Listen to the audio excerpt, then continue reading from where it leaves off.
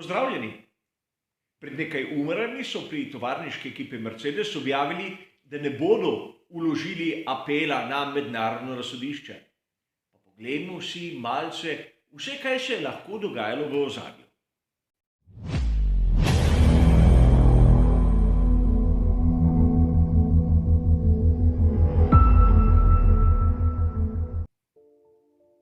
Malček pred iztekom znanega 96-urnega pritožbenega roka so pri tovarniški ekipi Mercedes podali uradno izjavo. Na dveh straneh so skušali razložiti, zakaj odstopajo od apela, katerega so napovedali takoj po zavrnitvi obeh uradnih protestov. In seveda, s tem dejanjem je sezona Formule 1 2021 zaključena in vse je legalno. Tako deluje pravilnik Formule 1.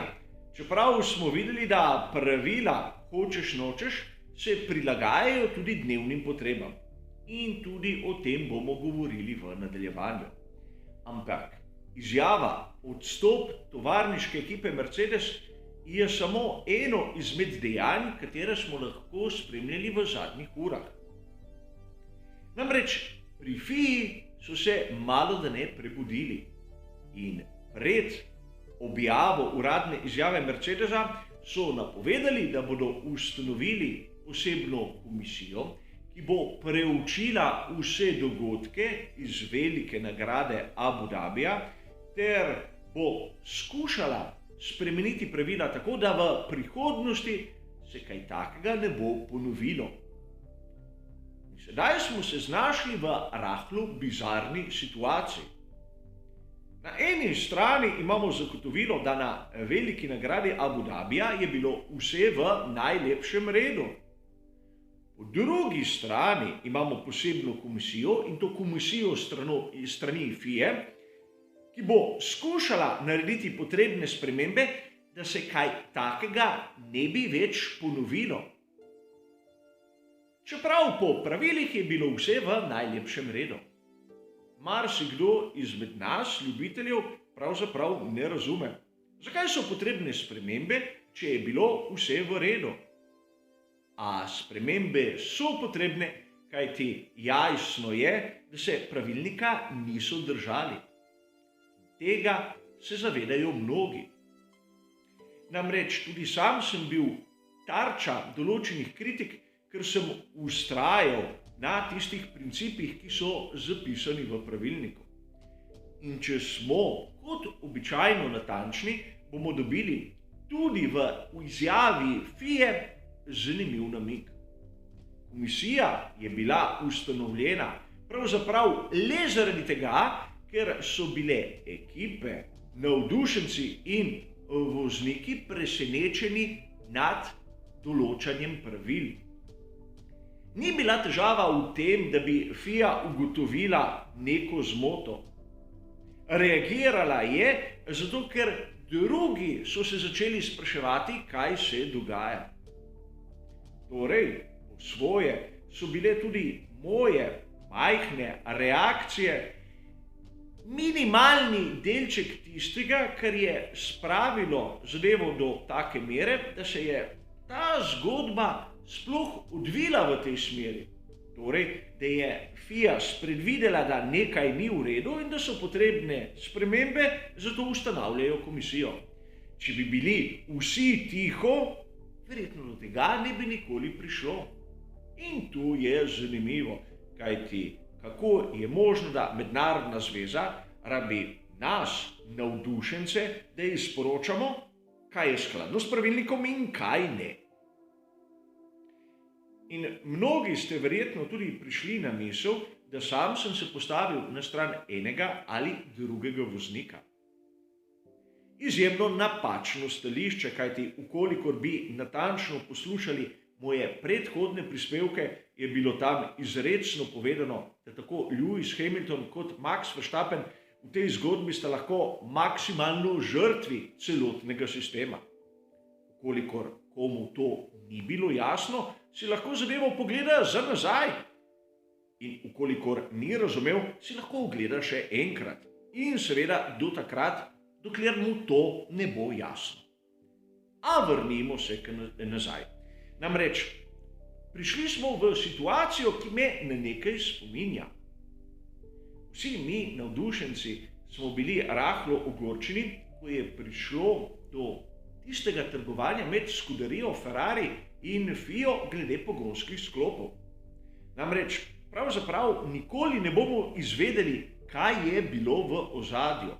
A v situaciji smo, kjer je bilo vse legalno, kar se tiče pogonskega sklopa skuderije Ferrari v sezoni 2019, ampak določenih komponent niso smeli uporabljati v sezoni 2020, 2021 in tako naprej.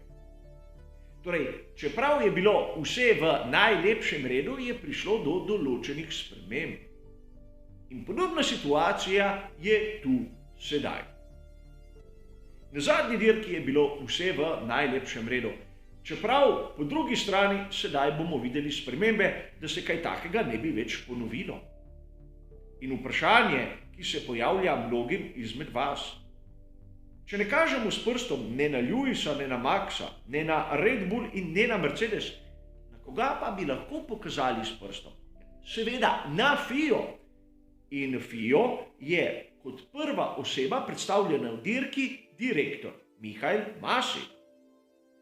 A o tem, da se je sam znašel v izjemno težavnem položaju, smo lahko brali v mnogih virih.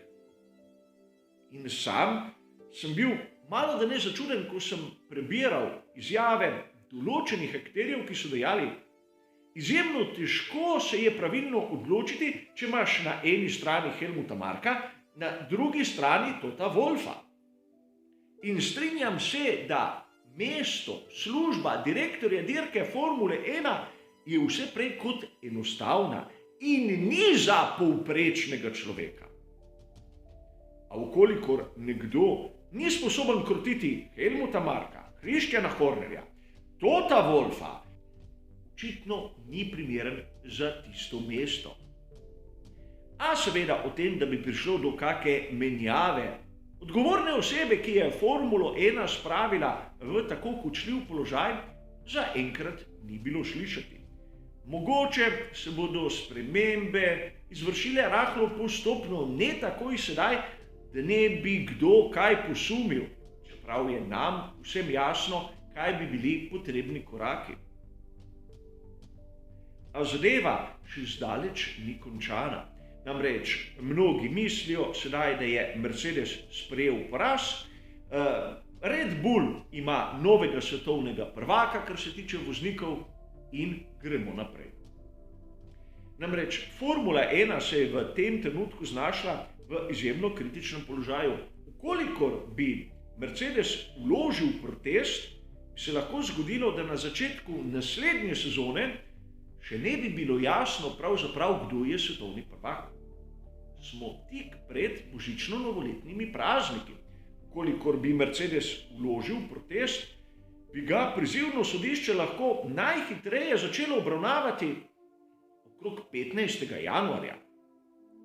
Ukolikor bi šlo vse v najlepšem redu skozi, bi lahko presoja trajala recimo mesec, kar bi pomenilo 15. februar v idealnem primeru. Ukolikor bi se kaj zlomilo, ukolikor sodniki bi malce podaljšali, naprimer, novoletno-božične praznike, bi se zadeva kaj hitro pomaknila tja v marec. In vsi mi točno vemo, kdaj se svetovno prvenstvo v sezoni 2022 začne. Z dobro Formule 1 so pri Mercedesu popustili. A vsakdo izmed nas se sedaj lahko začne spraševati, ali so dobili kaj v zameno za to, recimo temu, uslugo. Po drugi strani moramo pogledati del pisma, ki so ga poslali strani Mercedesa vsem nam. Tam lepo piše, da sami se smatrajo kot tiste, ki so bili najhitrejši na progi. A za zaključek zgodbe je treba poudariti še tisti rahlo grenki ton, za katerega sem zvedel pred približno nekaj urami. Namreč predstavniki ekipe Mercedes ne bodo prisotni pri podeljevanju nagrad za preteklo sezono. In to je tudi neke vrste signal nasledniku Jeana Todta, kaj ga čaka. Namreč ta zaključek sezone 2021 bi lahko bil drugačen. Seveda o tem smo govorili v preteklih dneh, morda še preveč. A vseeno, kdorkoli bo nasledil Jeana Todta, bo prišel v situacijo, ki je vse prej kot rožnata.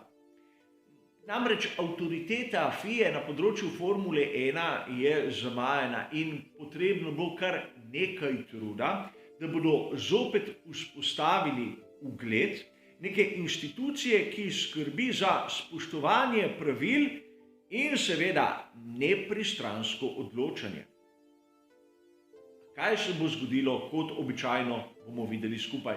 Do takrat pa hvala za vašo pozornost ter seveda nasvidenje.